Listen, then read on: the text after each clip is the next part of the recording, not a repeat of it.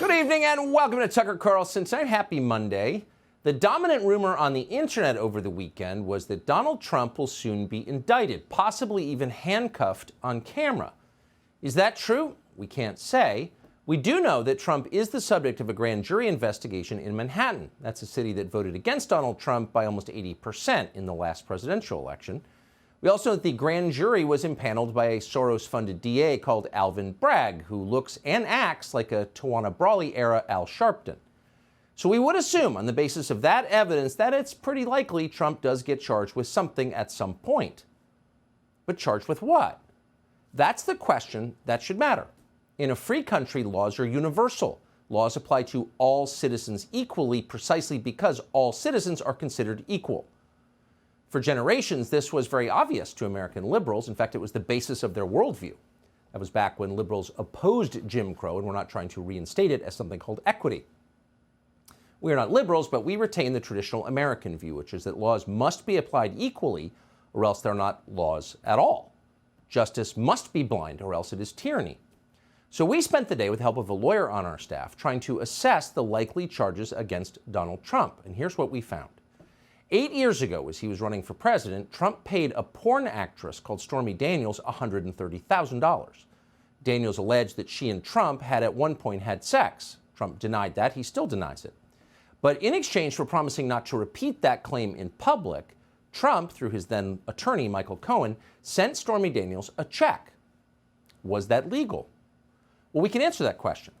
Because there was a campaign in progress at the time, officials at the Federal Election Commission later examined the transaction between Trump and Stormy Daniels. Federal investigators concluded that nothing criminal had taken place. And in fact, settlements like this, whatever you think of them, are common, both among famous people, celebrities, and in corporate America. The result is usually known as an NDA, a non-disclosure agreement. In this case, you can believe whatever side you want to believe, but paying people not to talk about things, hush money, is ordinary in modern America. According to the FEC, there was no need for Donald Trump to report his payments to Stormy Daniels, nor was the money that he sent her through his attorney subject to campaign finance limitations. The FEC determined the entire thing was a personal expenditure. It clearly was. So what is the crime here? Well, the media don't seem very interested in finding out. This is Donald Trump. He's a criminal. Everything he does is a crime. Watch. Simply because he may have committed worse crimes, you don't let him off of lesser crimes.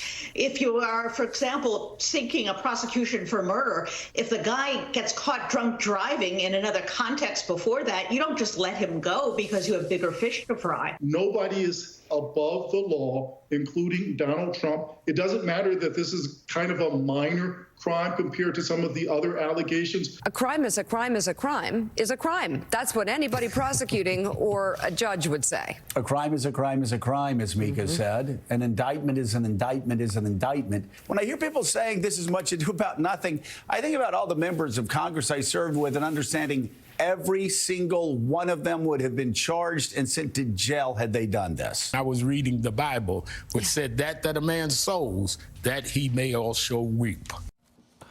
Joe Scarborough, ladies and gentlemen, telling us what a crime is. A crime with a woman. Okay. There's Al Sharpton lecturing us about the Bible.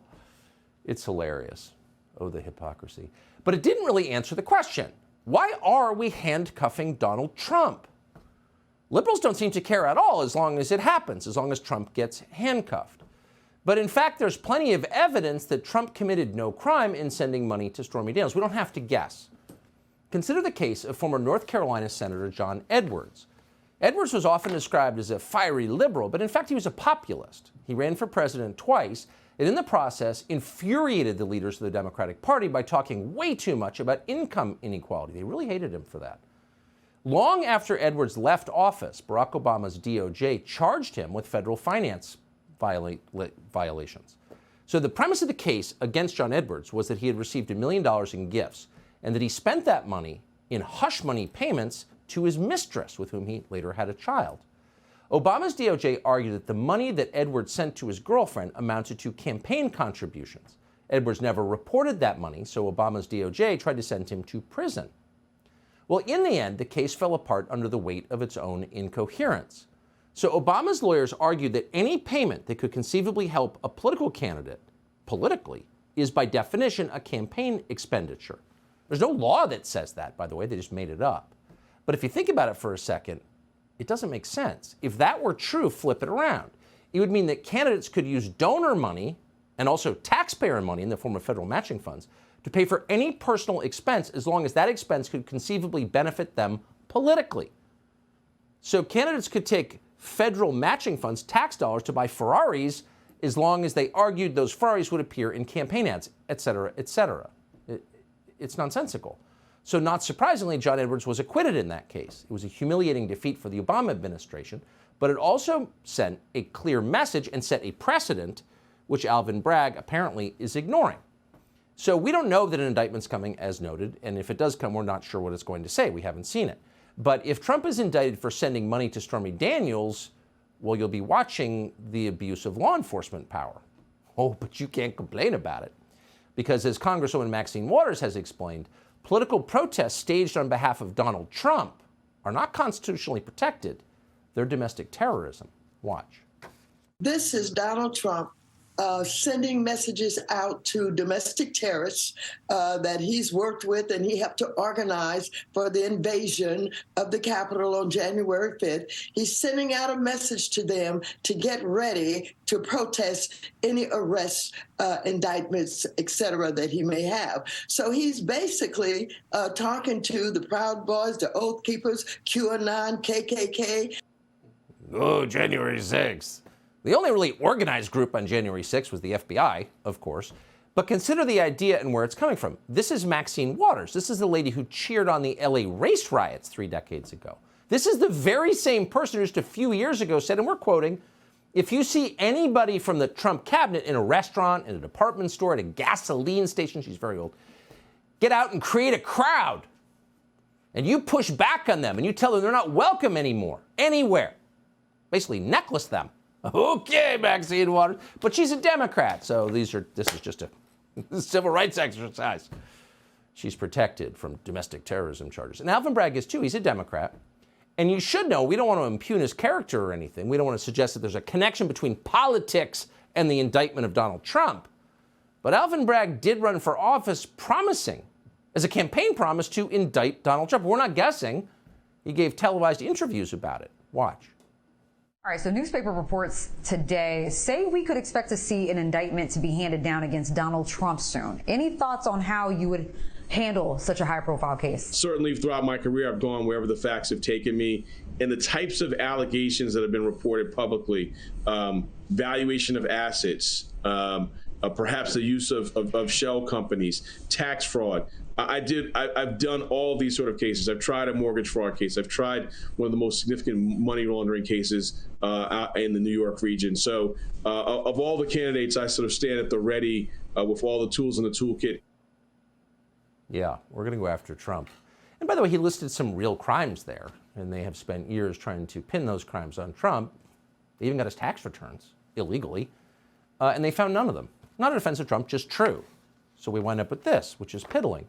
But what's interesting is even as Bragg has been single-mindedly focused, Bragg, a graduate of Harvard College, on Donald Trump and his crimes, sending money to a porn star, he has been not only ignoring real crimes, but downgrading felonies to misdemeanors and letting actual violent criminals out of jail as quickly as possible.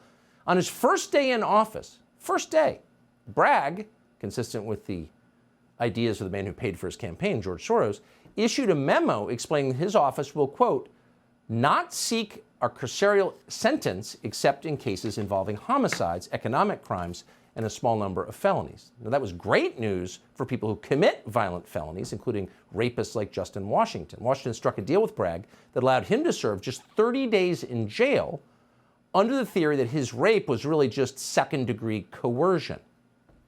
So he got out quickly, and when he did, police say this same man sexually attacked 5 other people in the Bronx. He even tried to rape a homeless woman at 10 in the morning. Okay. So in another case, a career criminal who was arrested 3 times in 4 months for serious crimes, including assault and aggravated harassment, skipped court. And when police finally found him and hauled him to court, Bragg's office let him go in January of last year. Guess what he did when he got out? He murdered a woman. A growing makeshift memorial in front of a New York City apartment building honoring Christina Yuna Lee after police say a man followed her home and attacked her, stabbing her to death. This security video obtained by NBC News appears to show Lee being followed by the suspect. When they arrived, the door was barricaded. When cops went into the apartment, investigators say they found the body of a 35-year-old woman, later identified as Lee, in her bathroom, and the suspect covered in blood. Police say Osama Nash was arrested and charged with Lee's murder. This was his 8th arrest since May of 2021. What's interesting is that no one cares. Where's Joe Scarborough in that? Is he upset about it? Is his wife upset? Power to women. Right. All the arch feminists who should be out there defending women, they don't care at all. So here you have a DA who treats violent felonies like they're misdemeanors, even when it gets people killed, who's unleashing criminals on the population, but then spending all of his time trying to destroy his political opponents. In this case, elevating a misdemeanor charge to a felony for the purpose of taking down Trump. Now, here's what we think, if there is an indictment, will form the core of the charge. Bragg seems to be alleging that Trump violated New York's Business Record Act by falsely reporting the payout to Stormy Daniels as, quote, legal fees. Now, if this were true, it would constitute a misdemeanor, and the statute of limitations has already run out for that, for the bookkeeping error, assuming it even happened. But Bragg apparently is thinking about charging Trump under a felony version of the business records law, one that punishes businesses for falsifying records as a way to commit another separate crime. That would be the campaign finance violation, which, as we mentioned, was not a campaign finance violation, and we know that from the FEC, which polices campaign finance violations. And by the way, if it were, then that would be a federal crime, not something that Alvin Bragg, the Manhattan DA, would be prosecuting. The whole thing doesn't make any sense at all. On a legal level, on a political level, it does, because Trump is running for president. So what's behind this? Is he acting alone? We may soon find out. Congressman Jim Jordan of Ohio, who sits in the House Judiciary Committee, is calling on Bragg to testify before the Congress. He wants to hear Bragg explain whether or not he's had any contact with the White House or the Biden DOJ. And if he has, maybe that will explain these charges. He also wants to know whether this prosecution will use any federal funds. Let's hope Alvin Bragg, who is committed to the rule of law, complies or is forced to comply very soon. But no matter what happens, if this indictment arrives, no matter who you voted for or plan on voting for, make no mistake, this is a turning point for the country. Now, the headline here is not that they're being unfair to Donald Trump again, though of course they are, or even that Trump is the former president of the United States. Who cares? I mean, though as long as we are indicting retired presidents, where are the charges against George W. Bush for invading Iraq under false pretenses and giving permanent normalized trade relations to China, which completely wrecked our economy? Where are those charges? Don't hold your breath. In Washington, wrecking your own country is not considered a crime. And of course, George W. Bush knows that well, which is why he doesn't seem worried at all. Criticizing the ruling class, that's what they indict you for. But either way, Donald Trump's former job as president of the United States is not really the point here. Yes, of course you can indict former presidents if they've done something wrong. That's not what this is about. The headline here is that there is, as noted, a presidential race in progress right now. And if you check the polls, you will find that Trump is leading the Republican field. That's the unprecedented thing. Taking out your opponent using the justice system. If the Democratic Party is allowed to do this, allowed to crush the presidential frontrunner, the main threat to their power, with a bogus criminal case, where does that leave us? We're done. Because that precedent will live forever. And voters will never again determine the outcome of a presidential election. It's remarkable when you think about it. So after all the yelling from permanent Washington about January 6th and how it was a threat to our democratic norms and the peaceful transfer of power, they've decided to completely short-circuit our democratic norms, not to mention the peaceful transfer of power, using the courts and prosecutors. What happens if they get away with this? No one seems to be thinking this through. Everyone's all spun up. But what happens if they get away with this? If they use the Justice Department, in full view of everyone, to settle a political score and to keep the White House, just to take a guy out of the race who seems to be doing fairly well? We'll destroy the justice system. And that's not a small thing. A functioning justice system has kept this country peaceful for hundreds of years. The purpose of a justice system is to administer justice so that citizens don't have to do it themselves. You outsource that duty to the government. But what happens when you take that away? When there is no justice system? What happens when the Department of Justice decides that its goal is not justice, but protecting the ruling class at all costs? Think about that. People are still going to demand justice. The desire for justice is an inherent human desire. We are born with it. But if there's no neutral place to do it, some people will decide they're going to have to do it themselves. Ooh. Now, we don't know exactly what that's going to look like, but we can say for certain it's going to be really ugly. So they hate Donald Trump. Fine. But they don't get to destroy America's justice system because they do. We would never recover from that. Subscribe to the Fox News YouTube channel to catch our nightly opens, stories that are changing the world and changing your life. From Tucker Carlson Tonight.